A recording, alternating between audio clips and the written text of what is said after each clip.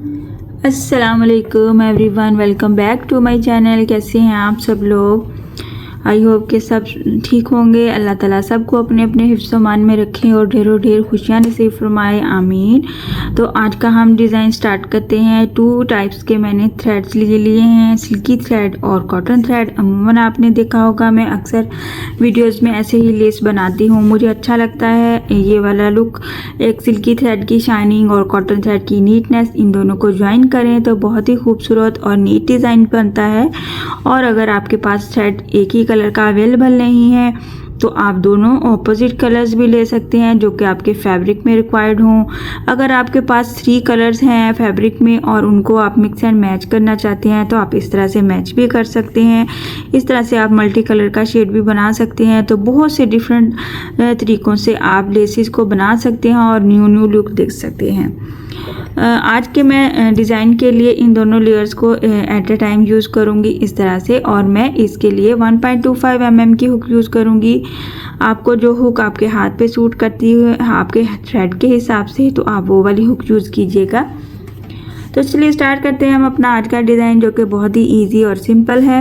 As usual मेरी कोशिश होती है कि मैं सिंपल और इजी डिज़ाइन ही बनाऊं ताकि जो सीखने वाली बहनें और बेटियां हैं उनको आसानी हो सीखने के लिए, क्योंकि जो लोग सीख चुके होते हैं वो मुश्किल डिज़ाइंस खुद ही इजीली बना सकते हैं, लेकिन जिनको सीखने की प्रैक्टिस की ज़रूरत है तो उनके लिए सबसे पहले आसान और छोटे डिज़ाइंस बनाना बहुत ज़रूरी है। उन पे आपकी प्रैक्टिस होनी चाहिए और प्रैक्टिस के लिए स्पेशल आप कॉटन थ्रेड यूज़ किया कीजिए। स्टार्ट करते हैं हम अपने डिज़ाइन को स्लिप नॉट लेते हुए। इस तरह से स्लिप नॉट लेने के बाद आपने पहले से फैब्रिक को फोल्ड कर लेना है प्रेस की हेल्प से, ताकि आपको आसानी हो। इनके फैब्रिक का जो एज है वो फोल्ड हुआ हो तो इजीली लेस बनाना बहुत ही आसान होता है और इजीली आप उसको हैंडल कर सकते हैं। स्लिप नॉट के बाद हम क्या करेंगे, सिंगल क्रोशे के साथ इसको अपने फैब्रिक पे अटैच करेंगे फ्रंट साइड से इस तरह से कुछ। और फिर यहाँ पे क्या करना है, हमने इसके एज पे 3 चेन ले लेना है। 1 3 चेन प्लस डबल क्रोशे का बल लिया हमने। यहाँ पे सिंगल क्रोशे है जिस पे हमने फर्स्ट पे 3 चेन बनाया है। इसी सिंगल क्रोशे के क्रॉस में हमने इस डबल क्रोशे का क्लस्टर रखना है एक 1 टाइम इस तरह से।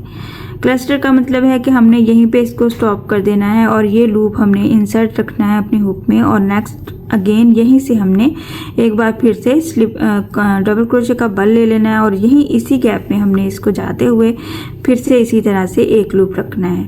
और जब हम इनको तीनों लूप्स को एट अ टाइम ज्वाइन करते हुए लॉक करेंगे, इस तरह से ये हमारा क्लस्टर स्टिच बन जाएगा।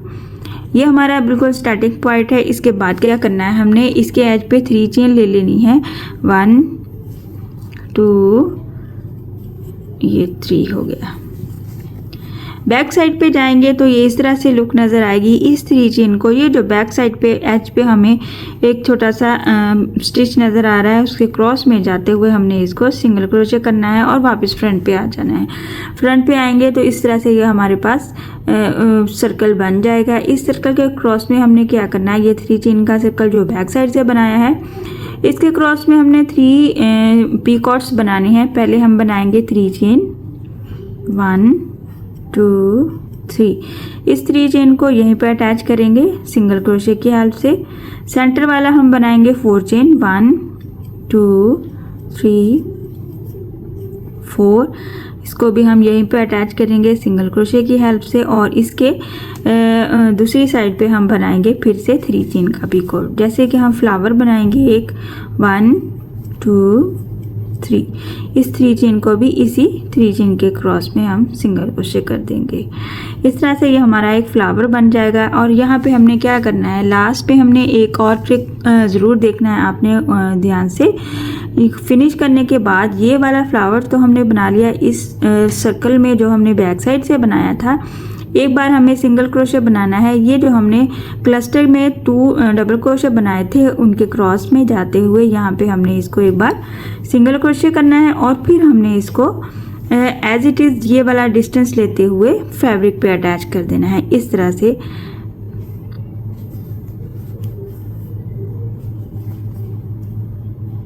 सिंगल क्रोशे की हेल्प से। ये हमारा वेरी फर्स्ट फ्लावर है। इस तरह से हमने इस फ्लावर को लुक देनी है। हमने यहाँ पे क्या किया है, ये लास्ट वाला जो हमारे पास डबल क्रोशे था क्लस्टर का, उसके क्रॉस में एक बार सिंगल क्रोशे किया है और फिर हमने इसको अटैच किया है। बहुत ही सिंपल और इजी है, बट थोड़ी सी आपने इसकी टेक्निक को समझते हुए बनाना है और आसानी से आप बना सकते हैं। इसमें किसी किस्म की कोई मुश्किल नहीं है। अच्छा, सेकंड फ्लावर बनाने के लिए मैं सेंटर में 3 टाइम सिंगल क्रोशे बनाऊंगी। आप चाहें तो बिल्कुल यहाँ भी स्टार्ट कर सकते हैं, चाहें तो आप डिस्टेंस को बढ़ा भी सकते हैं। सिंगल क्रोशे 1 टाइम हो गया, बिल्कुल साथ साथ विदाउट एनी डिस्टेंस हम बनाएंगे 2 और ये हमारा third single crochet. 3 single crochet complete हो गए। मैंने सेंटर में चेन का डिस्टेंस नहीं लिया है, लेकिन आपने लेना चाहते हैं तो ले सकते हैं, लेकिन आपने इस तरह से सिंगल क्रोशे बनाने हैं कि इसमें खिंचाव नहीं आए।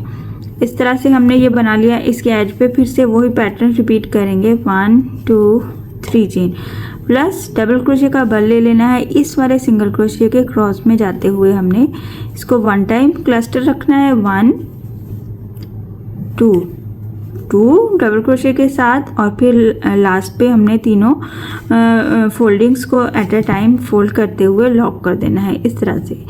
और इनके एज पे एक बार बनाएंगे 3 चेन, 1 2 3।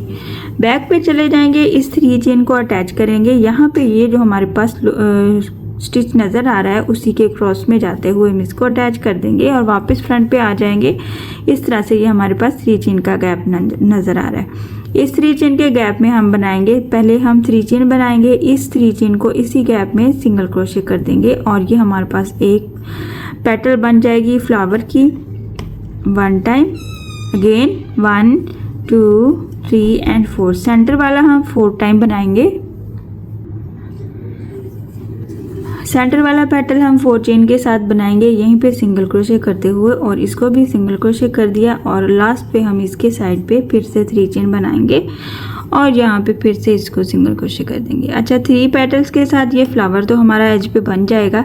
लास्ट पे हमने एक पॉइंट याद रखना है, ये जो हमारा लास्ट वाला डबल क्रोशे है इसके क्रॉस में एक बार सिंगल क्रोशे करते हुए यहाँ से ये वाला डिस्टेंस लेना है और हमने इसको इसके ही डिस्टेंस पे अटैच कर देना है, जो कि मैक्सिमम 2 या 3 चेन का डिस्टेंस बन रहा है। इस तरह से ये हमारे पास फ्लावर्स बनते हैं, बहुत ही खूबसूरत और यूनिक है। यहाँ पे इस तरह से लुक नज़र आती है हमारे डिज़ाइन की। ट्राई ज़रूर करना है आपने। इसके डिस्टेंस को आप ख़त्म भी कर सकते हैं और ज़्यादा भी कर सकते हैं। बिल्कुल सेम इसी तरह से हमने रिपीट करना है। विदाउट एनी डिस्टेंस हमने सिंगल क्रोशे बना लेने हैं और फिर से हमने इस सिंगल क्रोशे के एज पे फिर से हमने अपना पैटर्न रिपीट करना है।